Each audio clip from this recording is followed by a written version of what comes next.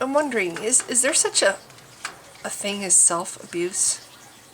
Okay, I know there's sexual abuse and emotional abuse, which, and or psychological abuse, verbal abuse, and of course, physical abuse.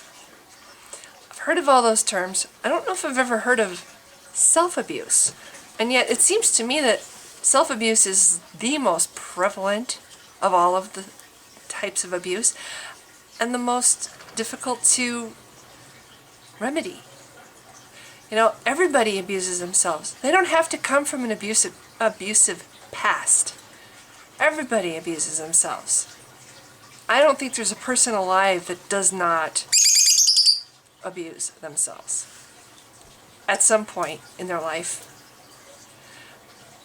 But even more, the person or people who have come from abuse. People who have been raised in an abusive house, or have had an abusive spouse. There's different kinds of abuse lumped into that. A person can be an abusive spouse and not hit the other person. Or a parent, or there's all kinds of shades of gray that people don't really think about as abuse, but it really is. But I'm not wanting to talk about all the different kinds of abuse that could happen from a parent, or a brother, or a sister, or a spouse. But you're used to having somebody in your life who abuses you, who puts you down, who tells you you're crap, tells you, you're stupid, tells you to grow the fuck up. Grow up. You try to do something. Oh, I'm going to do something helpful. I'm going to clean the kitchen. I'm going to organize the living room. I'm going to put dishes in the dishwasher. And along comes somebody and they tell you that you did it all wrong. They don't say, "Hey, wow, thanks for doing that job. That's really nice." They don't do that. They come and they push you aside and they say, "Oh, you don't know how to do this right. Here, let me show you." And they step in and they take out everything that you did and then redo it their way, because their way is better and your way is a stupid way. I mean, little things like that. But that's what you're used to, and that's familiar, and people just naturally want to be or surround themselves with familiar things. That's how you feel safe and comfortable in your world.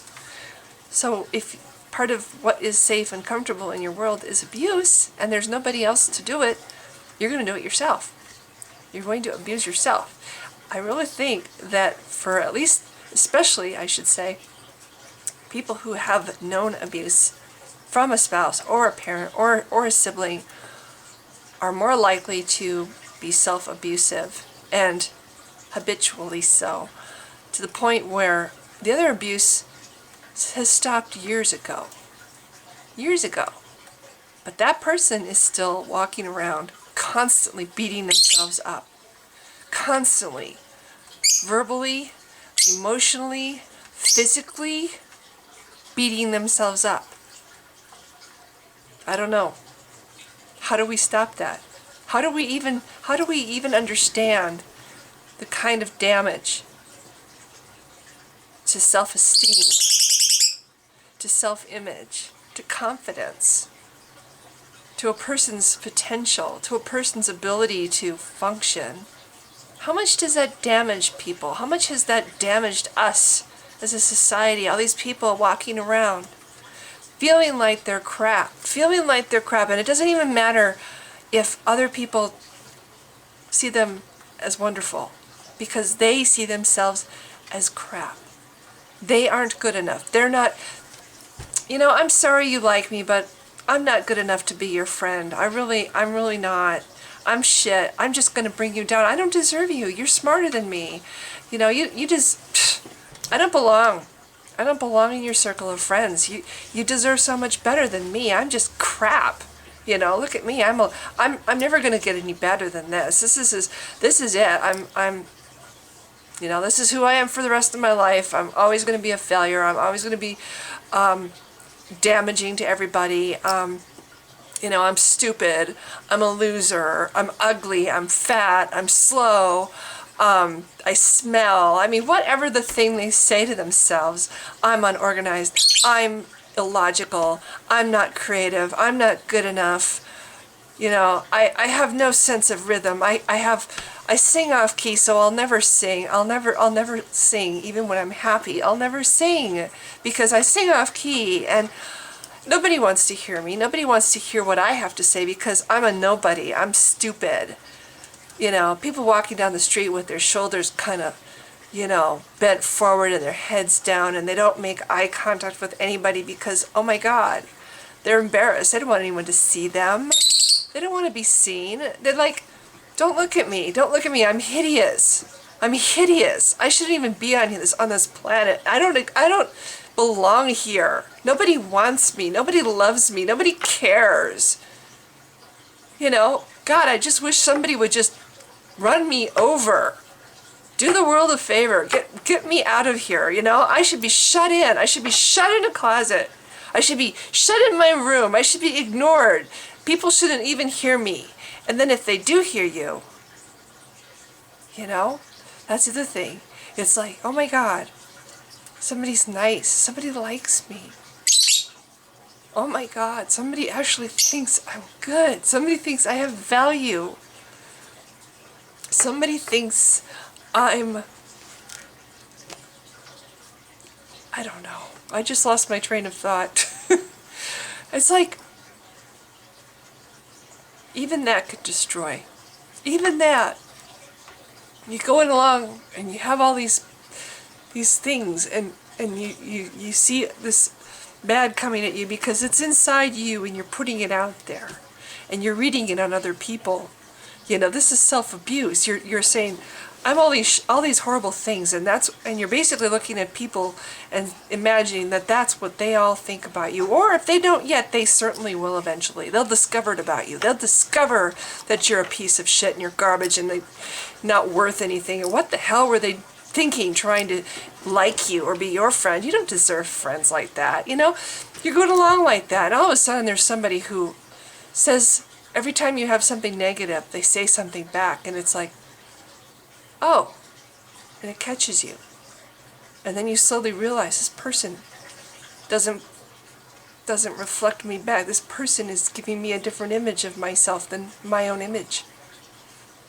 And it's just so amazing. It's like, oh, it stops you. It brings you up short. You go, hey, somebody actually thinks I'm good. Somebody actually doesn't think like I think. It's almost like somebody takes an eraser and starts to erase that feeling inside you. But then you turn that around and make that abusive too, because then you want that person around. You want to have the constant affirmation, oh my gosh, I'm good, right? I'm good. I'm not, I'm a good person, right? I need you to tell me this all the time, because it's like, because my own opinion of myself isn't even worth anything. I need somebody else to have a good opinion of me, to have any kind of good feelings about myself. This is abuse. Everything that we do, how do we stop it? This is what I'm trying to get to. How do we stop these self-deprivating thoughts that go on and on and on? And they destroy our lives. They continue the cycle of abuse, and we're the ones doing it. We're the ones recycling the thoughts, and basically it's like we're walking beside ourselves, pounding ourselves with our fists, screaming into our ears, shaking us, laughing at us. Oh, ha ha ha! You actually think these people would want you or like you? Oh my God! But that's what we do. This is self-abuse, and I think it's the worst and the most insidious and the most prevalent abuse there is. And you hear all about how do we fix these other things? How do we repair the damage? How do we stop the damage Forget repairing the damage. Self-abuse is continual. It doesn't stop. It's continual. How do we stop it? How do we stop it so then we can repair the damage? Thoughts. And learning how to recognize our thoughts. And learning to protect ourselves from ourselves.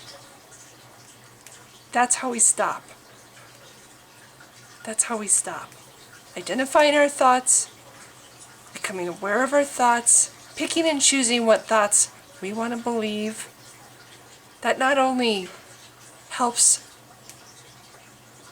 depression, it helps us stop the abuse that we do to ourselves. It continues to hurt us and make us damaged.